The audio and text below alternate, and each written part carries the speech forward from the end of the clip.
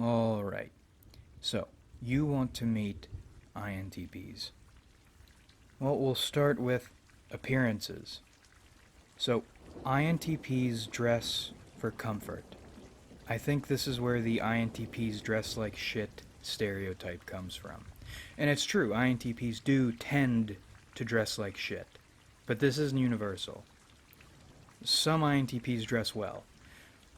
But the key is who's dressing primarily for comfort, unless it's a special occasion, even if they're dressing very well. If someone's dressing very well, who in the room is dressing primarily for comfort while still looking good? We're all about comfort. Furthermore, I think it's because of tertiary SI, we dress the same. As in, we wear the same outfits. If not every day, then very commonly. We pick one or two looks and stick to them. So if you have the opportunity to type someone over a long period of time, look for someone who prefers wearing the same outfit. If not every day, then one outfit for each different sort of occasion. I have always had one type of outfit for one type of occasion, and I always wear that one outfit for that one type of occasion. Dressing for comfort, probably dressing shitty, but not always, wears the same things.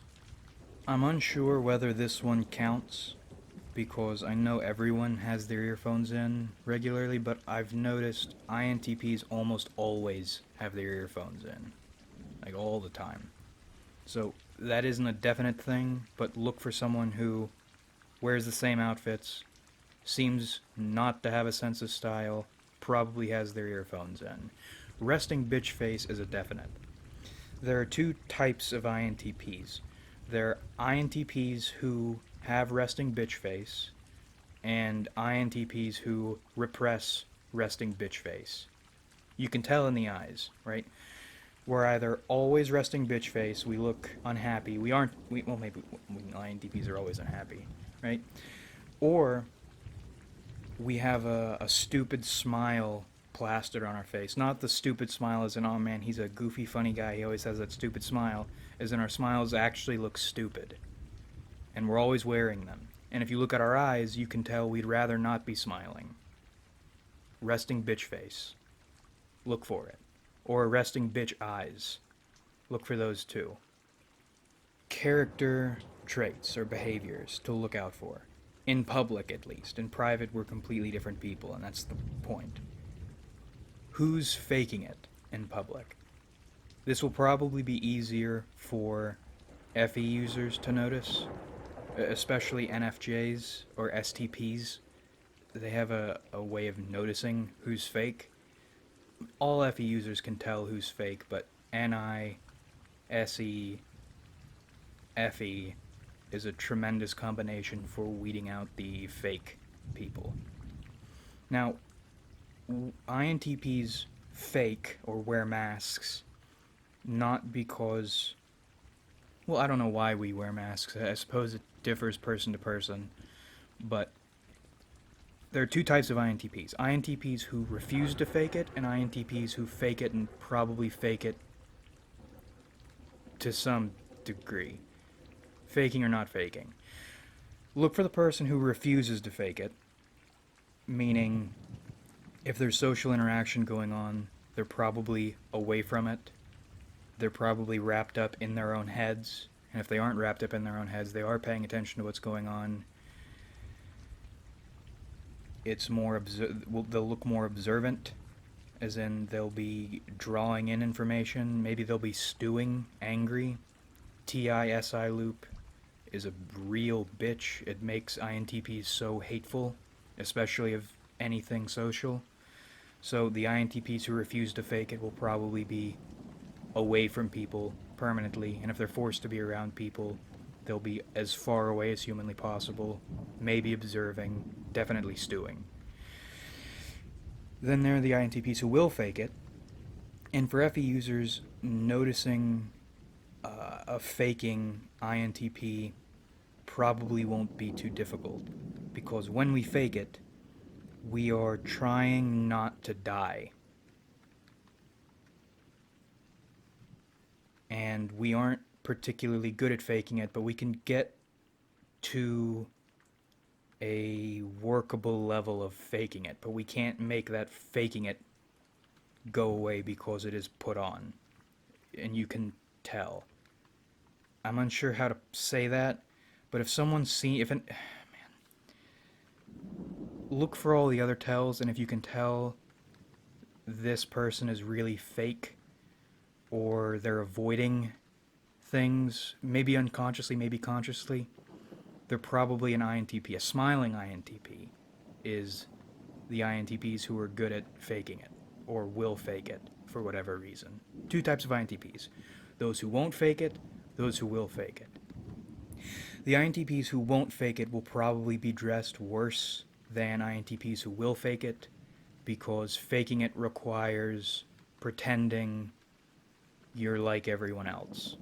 I think in an INTP's ideal world, we'd wear whatever was the most comfortable and we liked best, the way it looked.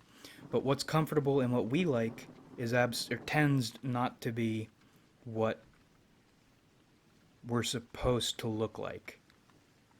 Look for either the little ball of antisocial, away from everyone, missing social cues, all that, or look for the person trying to fit in, but probably staying quiet, probably letting people talk over them. Something I like doing is, rather than making jokes, I'll set up jokes for other people to make, or funny observations for other people to make, so I don't have to make the joke and risk my neck. And I'm sure to specific FE users that's obvious. Look for if not the ball of antisocial, look for the fixture, the candelabra, on the wall. I think candelabras go on tables. Sconces or scones? Sconces go on walls. Look for the sconce, boys. There, but not there. But fitting in as a fixture. Smiling INTPs. I said this earlier, but to emphasize, missing social cues. Even really keen INTPs miss social cues. Even when we practice really hard at it, we'll still fucking miss them. So, advice for INTPs: if you want to fit in better, keep your fucking mouth shut, and nobody will notice. For people trying to identify INTPs, look for the person who doesn't know to keep their fucking mouth shut and derails everything accidentally, trying to improve everything, because that's what INTPs specialize in, trying to make things better and fucking it all up in the process, and then feeling bad about it because we have inferior FE, meaning we want everyone to be happy, we want everything to be great, and we just fuck it up sometimes. Look for that. Keen smiling INTPs are rare. I wish I had that level of skill. I know they exist. You're far more likely to find the antisocial INTP ball or the smiling INTP who accidentally comes out of their own mouth and reveals they're an INTP than you will the smiling INTP. Or the good smiling INTP. The good smiling INTPs, you can't notice them. People say INFJs are chameleons. They really aren't, they're shapeshifters. Really keen INTPs are not shapeshifters. Really keen INTPs are chameleons, really good chameleons. I've noticed we're good at this, INTPs tend to be best at this when they're younger, as in early teens or preteens, and when they're older, 35 and up. So if you're looking for an INTP from 18 to 35, that's the best time, or that's the best age range, really to notice them. And back into noticing INTP chameleoning versus NFJ shapeshifting, or at least INFJ shapeshifting. When NFJs shapeshift, it's harder to notice because they command FE better. Meaning, while yes, they can and will adapt to whomever they're around, if you throw other people in who have seen different parts of them, the INFJ or the ENFJ, they'll come across more as multifaceted rather than fake, because NFJs have no deeper insides, or if there is, it's hard to notice, hard to find. So they do come across as multifaceted. They are themselves and they're everyone else. They're really weird. INTPs can chameleon exceptionally well to individuals or to small groups, but if you move them to another individual or another group and merge them at all, merge the groups, or bring one person from another group into another, it's noticeable, especially if the INTP is very reliant on chameleoning, because they won't know what to do. They won't know how to be. They won't know how to. We only have one face. We aren't the many-faced person like NFJs. We only have one face. We can only wear one mask at a time. We can try to wear both, and we'll fuck it up in the process. You're identifying INTPs by their fuck-ups primarily. Sounds bad. Really great way to notice them. If you think someone might be an INTP and you think they might be faking it with you, move them into another. And when I say faking it, I mean they don't seem like an INTP. They have the tells, but they don't seem like it. Because when INTPs chameleon, it's a big show. And we get into it. Some of us really get into it. If you put us around people we don't know, or around other people we put on big shows for, we don't know what to do. We either A, shut down and turn back into a fixture until we can figure out what to do, or we try to do both at once and screw it up. Easy tell. Very easy tell. But this video is also about meeting INTPs in the wild, not just typing INTPs. So, where do you go to meet INTPs? Unfortunately, we tend not to get out much.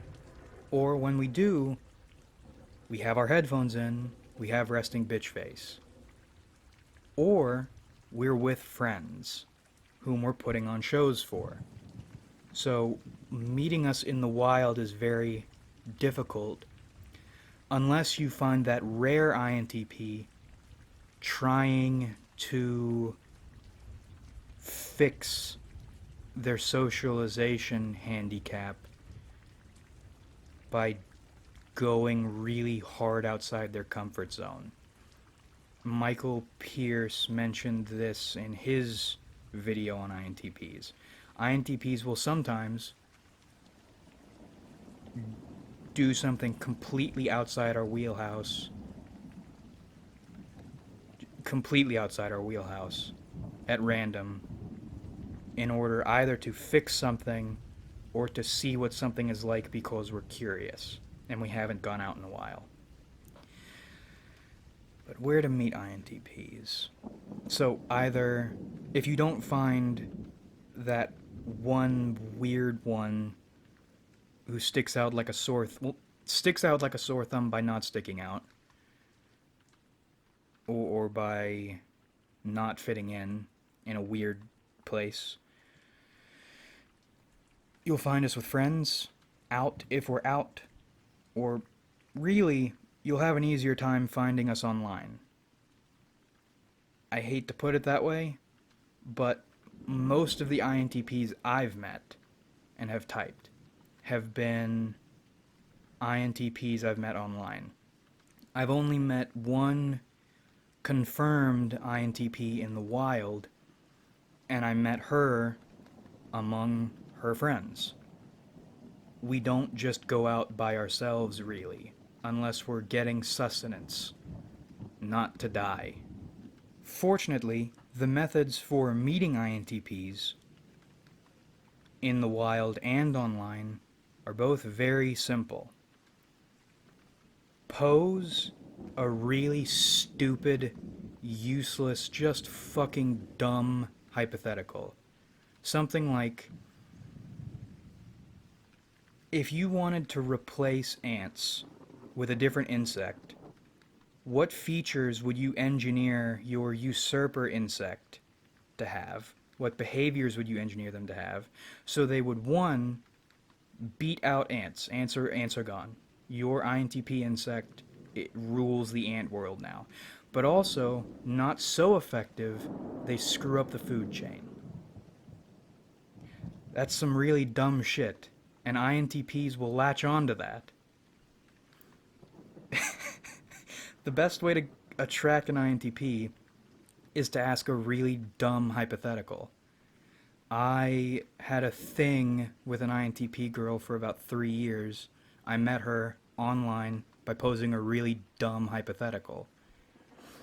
I still, whenever I see a really dumb hypothetical, I can't help thinking about it. Just for fun. How would that work? How would I make that work? What would it look like if it worked? Stupid hypotheticals. If you need help, ask any user.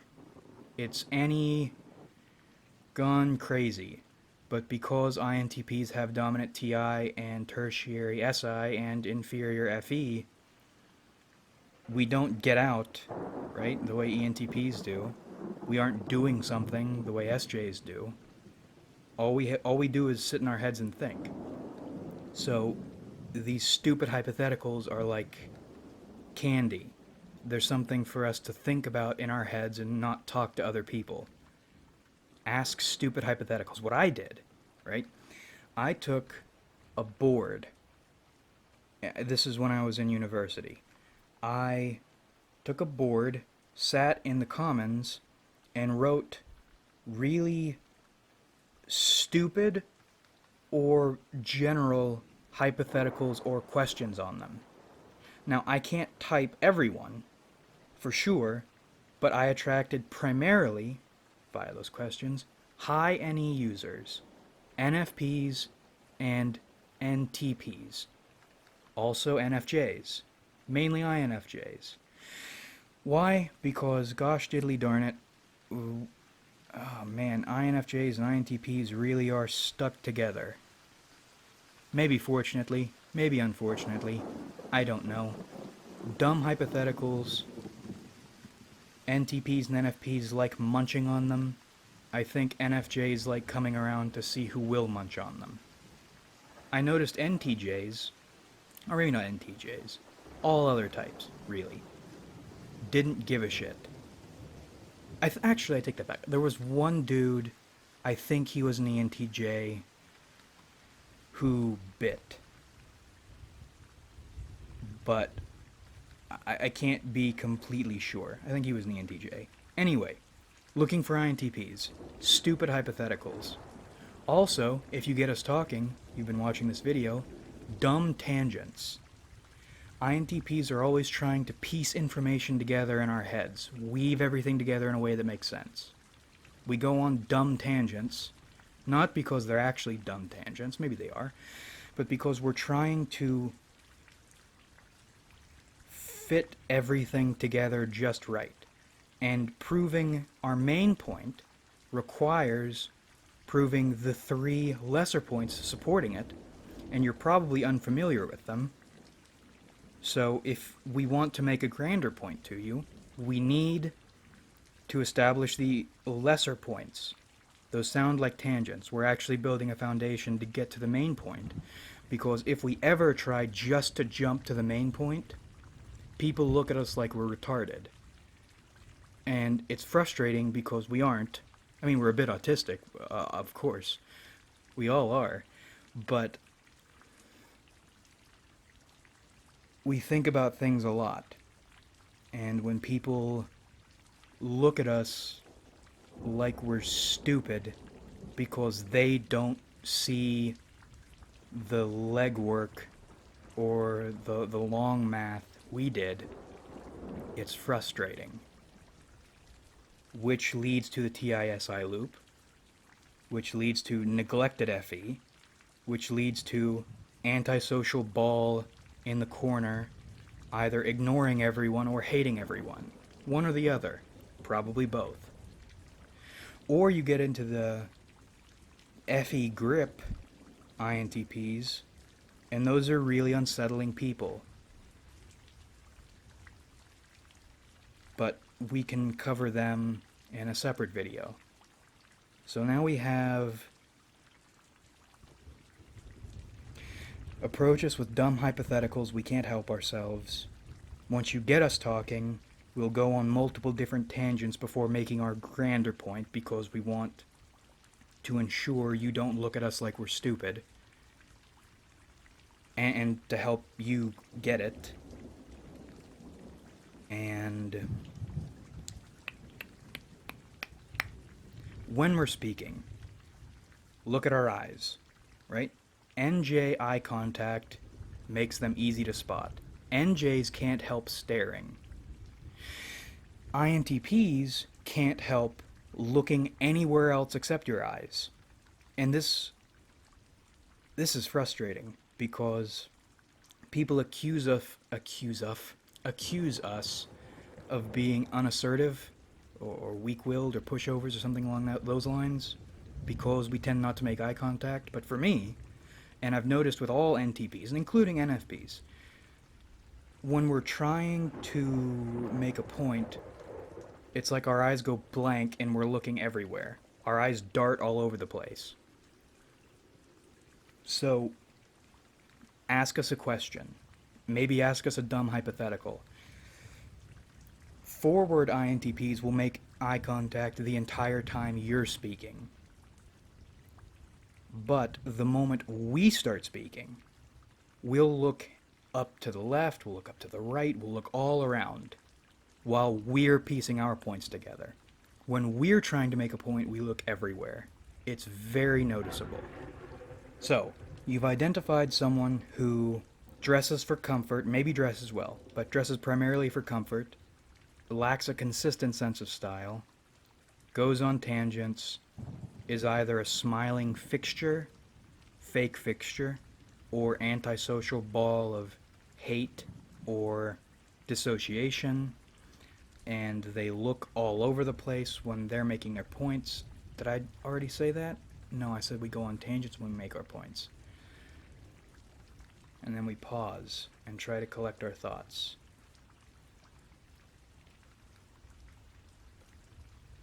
You find us with our friends or you find us online, dumb hypotheticals, probably an INTP.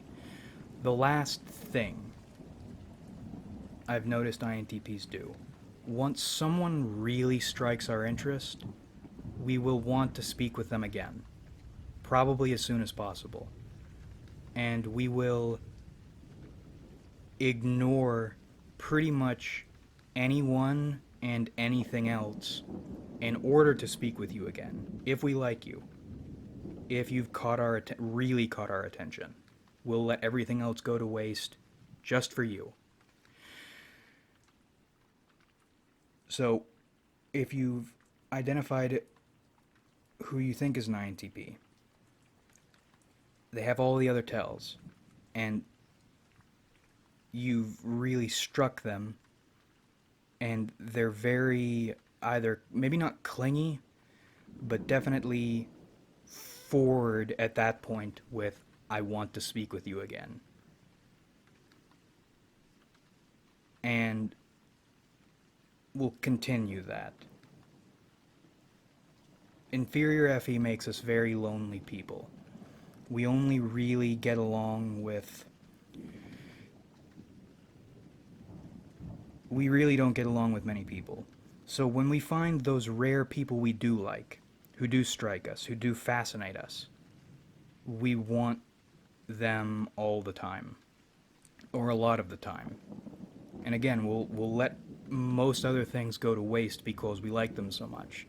And finding people like that for us is so rare.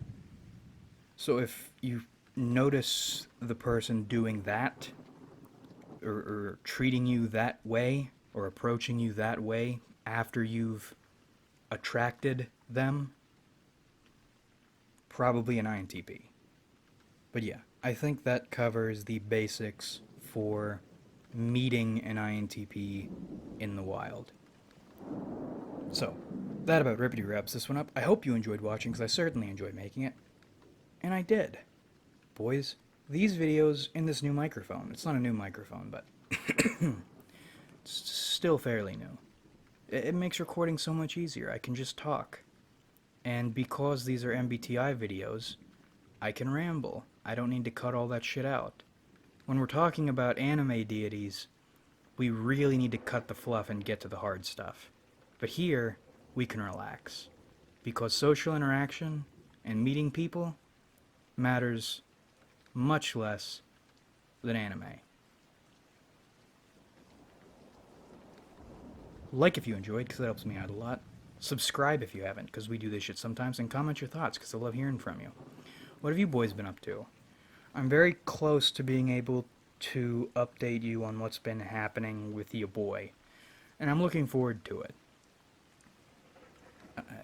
It gave me some perspective on where our country is, and I'm looking forward to sharing that with you guys. But I am interested in hearing how y'all have been doing. But thanks again for watching, everybody, really. We have a lot of fun on this channel, so much fun, in fact. What is in the room today? So much fun, in fact, we can fill our hearts with fun. Boys, because material possessions wither and rot and degrade. But our hearts are forever, and we can fill those with fun. You and me, you and I, you can fill it with fun, and I can fill it with fun. That's much fun we have on this channel, and I look forward to doing this with you guys again in the future.